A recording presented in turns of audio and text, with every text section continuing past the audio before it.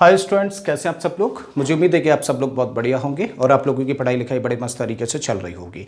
तो स्टूडेंट्स, आज के इस वीडियो लेक्चर में हम लोग डिस्कस करेंगे 10th क्लास के चैप्टर एपी के एक्सरसाइज 5.3 का क्वेश्चन नंबर 10। छोटा सा क्वेश्चन है बट बड़ा इंपॉर्टेंट है। देखते हैं क्वेश्चन में क्या दिया है और हम लोगों को फाइंड क्या करना है। ठीक है, तो आते हैं क्वेश्चन पर। क्वेश्चन में बोला गया है show that A1, A2, A3 से लेके AN तक जितने भी टर्म्स होते हैं they form an AP where AN is defined as below. और यहाँ पे देखिए हम लोगों को 2 पार्ट्स दे रखे हैं और इन दोनों ही पार्ट्स में हम लोगों को AN की वैल्यू दे रखी है।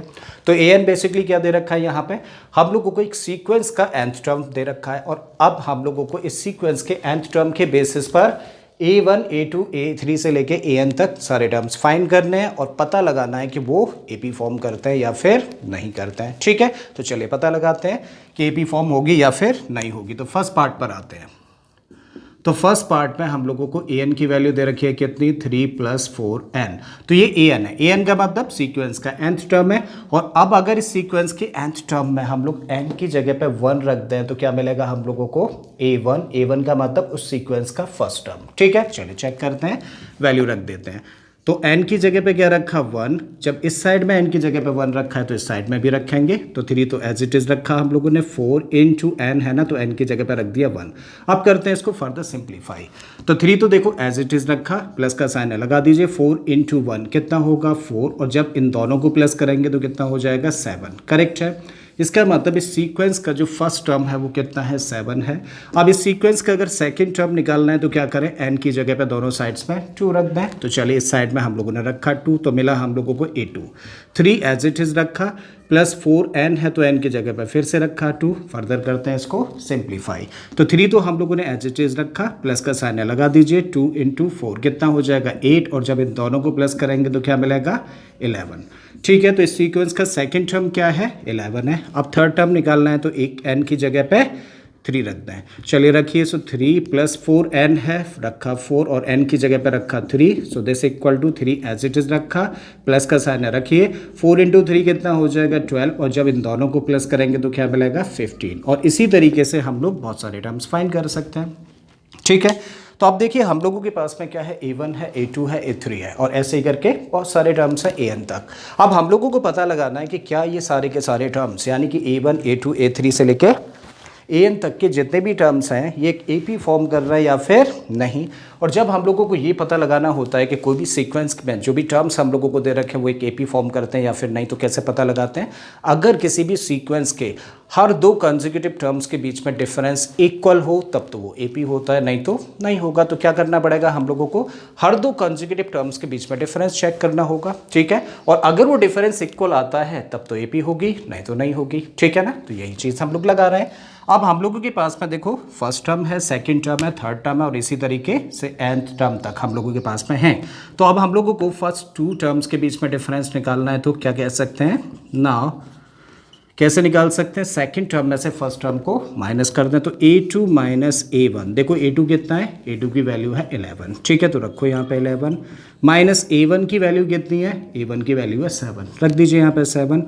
और 11 में से 7 माइनस करेंगे तो क्या मिलेगा, 4। ठीक है, बिल्कुल इसी तरीके से सेकंड 2 टर्म्स के बीच में डिफरेंस हम लोग निकालें तो उसके लिए क्या करना पड़ेगा, A3 में से माइनस करना पड़ेगा A2 को। तो A3 की वैल्यू कितनी है, दैट इज 15। तो 15 में से माइनस करिए A2 यानी कि 11 को।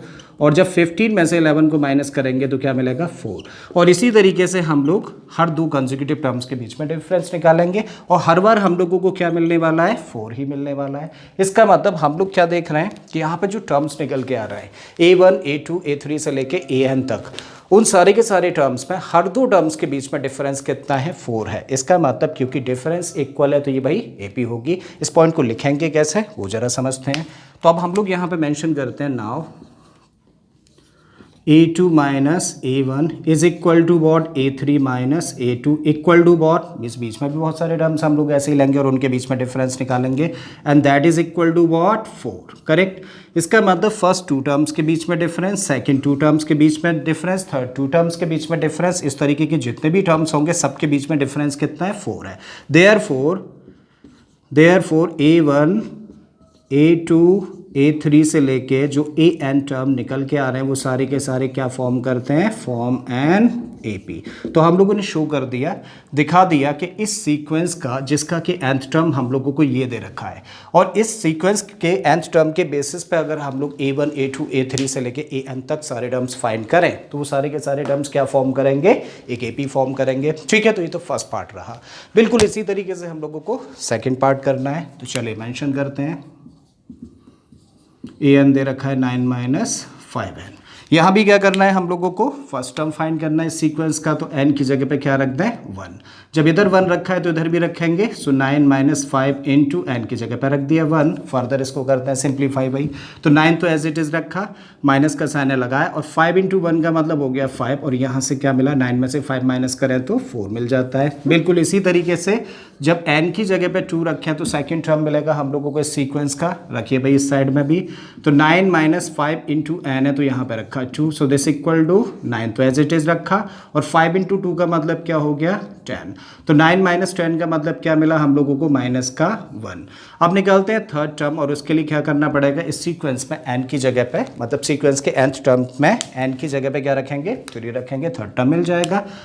9 एज इट इज़ रखा, -5n है तो 5 रखा, और n की जगह पे 3, फिर से लिखो इसको, 9 को माइनस का साइन लगाओ, और 5 इंटू 3 कितना हो गया, 15, और यहाँ से क्या मिलेगा, -6।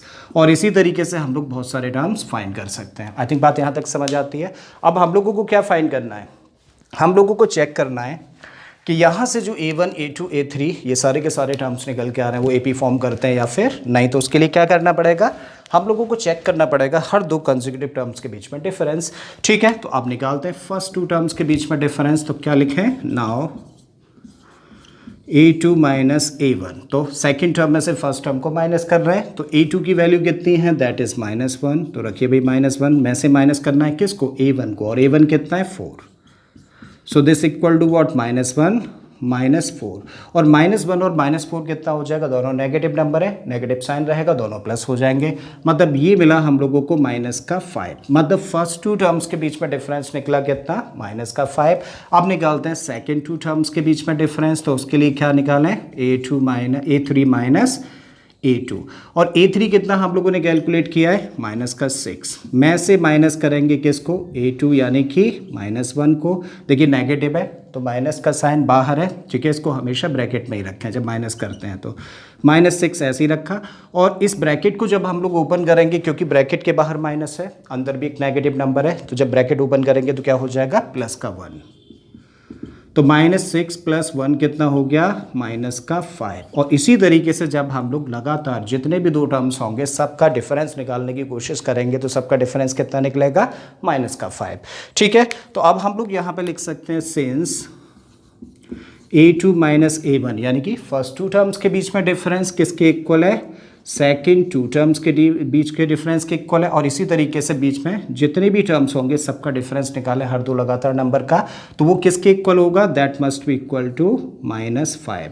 और क्योंकि हर 2 कंसेक्यूटिव टर्म के बीच में डिफरेंस कितना है, -5, और अगर ऐसा है तो फिर टर्म्स क्या फॉर्म करेंगे, AP फॉर्म करेंगे। देयरफॉर A1 A2 A3 से लेके AN तक जितने भी टर्म्स हम लोग निकाले हैं वो सारे के सारे क्या फॉर्म करेंगे, एक AP फॉर्म करेंगे। ठीक है, और यही हम लोगों को शो करना था।